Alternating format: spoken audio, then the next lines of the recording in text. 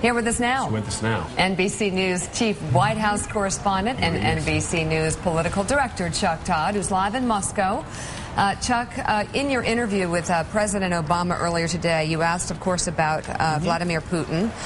And what did you get from him in terms of the balance of who's in charge, the balance of power there?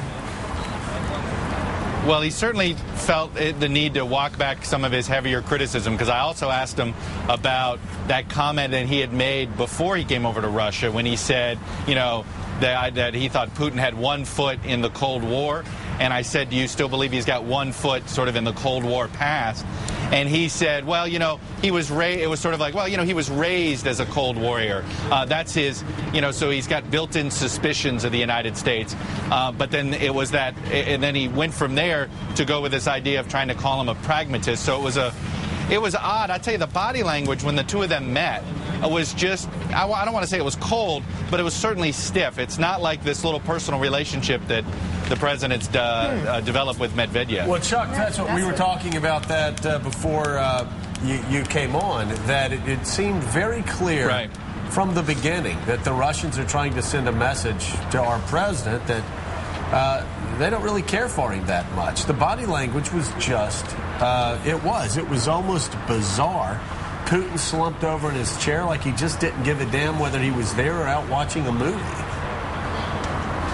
Well, right, and I guess it's, you know, old-fashioned good cop, bad cop, well, you know, Medvedev and Putin.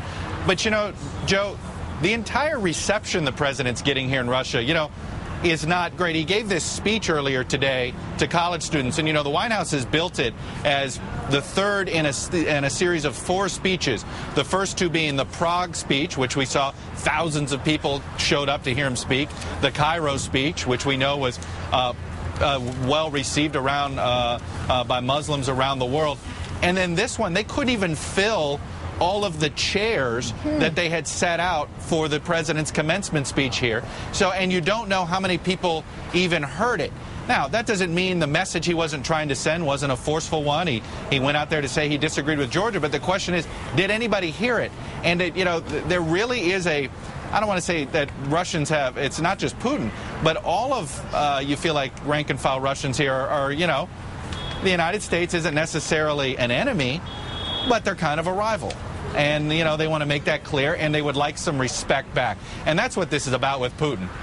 You know, this is about respect. And, you know, look, one thing, Obama bringing the entire family is seen by Russians as a sign of respect, that, you know, he wanted to bring his whole family here, and, you know, it wasn't just a work stop, that he respected the culture of Moscow. So we'll see if that thaws some things a bit. Maria? Well, you know, I think Chuck makes a lot of good points, because that's what I found as well when I was on the ground in Russia a couple of weeks ago, that, you know, the Russians see themselves as a superpower, and they expect to be back in superpower on the global stage form.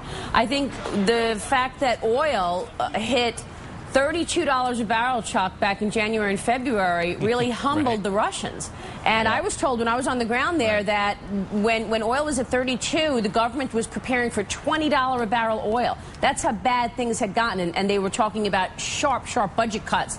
Now, with oil back around $70, maybe the humility is put to the sidelines. I don't know what you're feeling in terms of vibrancy and sort of energy there, but the economy has certainly been crushed, and that puts some humility on the table for at least a little while.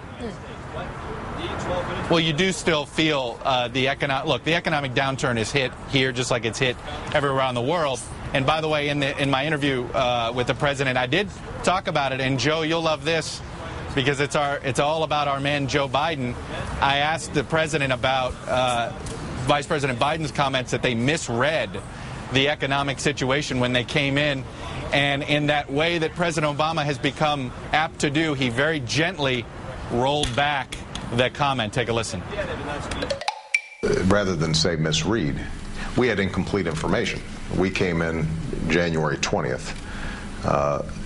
It was only after the first quarter numbers came in, as you'll recall, that suddenly everybody looked and said the economy shrank 6%. So it was happening much more rapidly at an accelerated pace than the projections that were out there at the time. Earlier in that bite, I asked him directly about the misreading. He said, well, I wouldn't want to use the word misread. I want to, say, it was sort of a gentle walk back, but that's sort of become a common practice every once in a while with the vice president. Well, it seems, though, that we were talking about this yesterday, the vice president's able to say things that the president can't say, whether it's about fraud in the Iranian elections, whether it's about a lot of these different issues. Right. And I think Joe Biden serves a very useful purpose. In this case, Maria, the purpose he serves is telling the truth. Joe Biden is telling the American people the truth when he says they misread it. Now, here's the danger. The danger is that all of these assumptions, we've been saying, and even the president's agreed with what we've been saying around this table for the past 5 months of late, that is we're out of money. The deficits are unsustainable. But these deficits that are unsustainable are based on their assumptions that the economy is going to grow at 4% next year and over the next decade. It's not going to happen. That means, Maria, those deficits are going to be even higher, even more crushing, even more, using the president's words, unsustainable. This is the biggest crisis economically, I think, facing us. I agree with you, and I think that saying that we had incomplete information, I don't know. I mean, when, earlier in the year we knew that unemployment would worsen. We knew that the rest of the world was really, coming apart, certainly Europe. We knew that economic growth was slowing sharply. I think a lot of people, independent forecasters, were not expecting growth next year, and yet in the budget, we've got an assumption of 4% growth. How do you get there from negative contraction in the U.S. economy? It's impossible. A lot of people were questioning that, and I agree. Now, you're not going to get any dent in the deficit from tax increases. The numbers just don't add up, so you actually have to cut spending. So hopefully, this incomplete information or the idea that it's worse than we thought will cause them to cut spending. I don't know. It doesn't work that way. Do we have any data that we're actually creating jobs? There is some job creation in a handful of sectors like healthcare. We're going to need 1 million nurses in the next 10 years, given the fact that we've got the demographics, we're living longer, et cetera.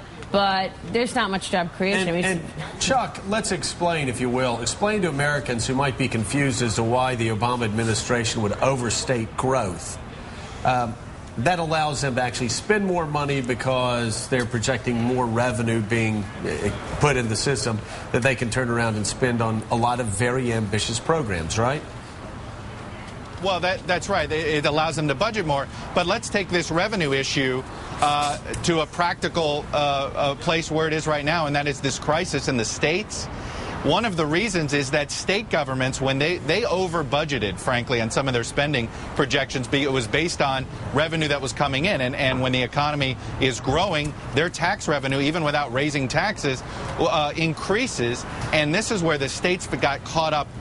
Because part of their issue is they're in a tighter cycle because they all have these balanced budget amendments where their state constitutions force them to balance budgets, and then they have this absolute required spending. And so we're seeing this issue of when you mess up your budgeting process, how it can just completely throw an entire spending program or a government in crisis. And in this case, we're seeing these mini crises all over the 50 states. Yeah, but why? I mean, we knew that the auto industry was coming apart. We knew that the financial services industry was coming to its knees. I mean, I don't understand. This is not a major surprise. This did not happen yesterday. Right. That we've been leading up to this. So I don't understand how everybody misbudgeted. I mean, and I'll say this. The administration will argue this. And this is where I think they got caught up in their own rhetoric.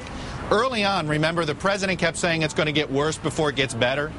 And then they got caught up in that, and how things got a little bit better. And then we heard green shoots, and we heard that we've hit bottom. And I think now they wish they would have stuck with that sober, guys, it's going to get worse before it gets better. This is going to be a long process. And I think they got off that rhetoric a little bit. They're back on it. The president was absolutely like, this is going to be a long recovery. It's going to take a while. We're going to be in a recession. And frankly, and jobs, by the way, are the last thing that is going to come back. Yeah, but you know what? Chuck, thank you so much. Thank you, Chuck. In Moscow. We really do appreciate it. We really look forward to your reporting from Italy. Some exciting stories coming out of that. Yeah, man. Yeah. Say hi to Sylvia for us. Are you mocking Italy? No, I'm not mocking Italy. No, he would not mock Italy. An audience with the Pope. We love Italy. And better, no offense to our Russian friends here, but I can't wait for some Italian food. This Russian food, not so much. Baby. They need U.S. beef exports badly. They need some better beef. And no, we're talking about, we think that this president, our president, will be greeted much more warmly by Silvio than he was by Vladimir. And we look forward to that meeting.